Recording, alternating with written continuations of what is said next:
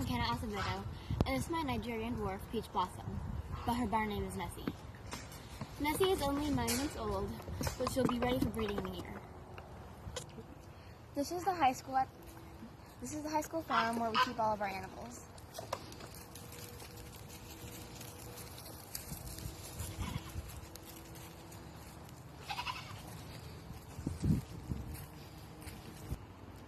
I would like to tell you how to put together a simple birth kit for kidding. The first thing you will need is a large tote bag or bucket for your supplies. You will need gloves in case you need to assist with kidding. I have some standard sterile medical gloves to keep your hands clean because birth can be messy. But I also have long shoulder length obstetric gloves, also called OP gloves, which is specifically for birthing animals. OP gloves are used for emergencies that require you to reach your arm into the dough to reposition the kid and or guide it out. You will need medical scissors and clamps if you need to cut the umbilical cord. If you don't have clamps, dental floss will work as well. Usually the umbilical cord breaks right after birth, and if it doesn't, the dough will chew it off as well. But you still need to cut it so that it's not too long to where it drags on the ground, because you do not want your kid to get an infection. You will need umbilical cord dip or iodine to dip the cord in once it's cut. This is very important because it helps in preventing navel ill, also called joint ill, which is a potentially fatal illness affecting the joints.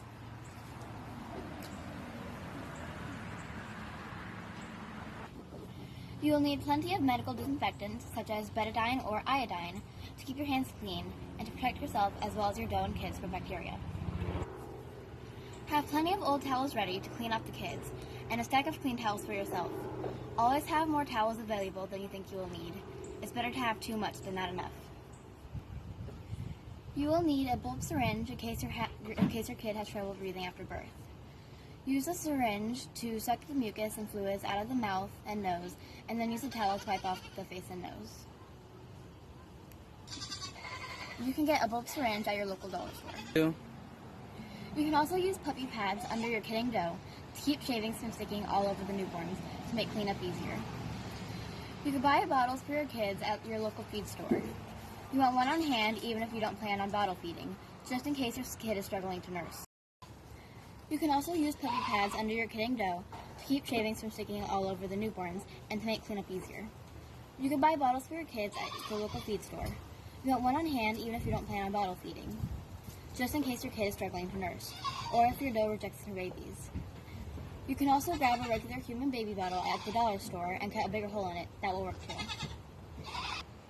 If you do need the bottle feed, the local feed store carries kid colostrum replacer. Colostrum is very important for newborn kids to develop antibodies to keep them strong and healthy. So if your kids aren't nursing, make sure you have the replacer ready. Sometimes your dough may need a little extra assistance aside from manually assisting. You can use a tool called a kid puller.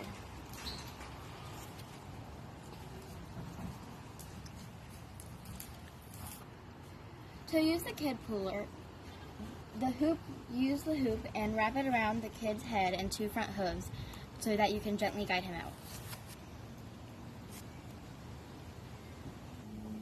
You should also keep a flashlight in case kidding happens at night. You will need water for your dough because she needs to stay hydrated.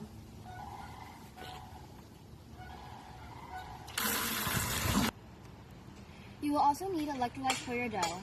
It is important that the mother has plenty of energy and stays hydrated during position.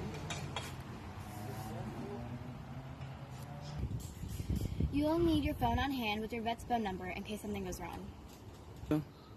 Pack plenty of blankets and sweaters for your dough and your kids in case it's cold out.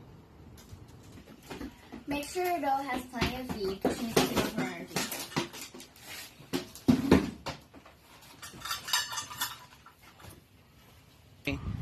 Last but not least, have that camera ready to take pictures of all those cute kids. Nessie and I want to thank you for watching. Happy kidding!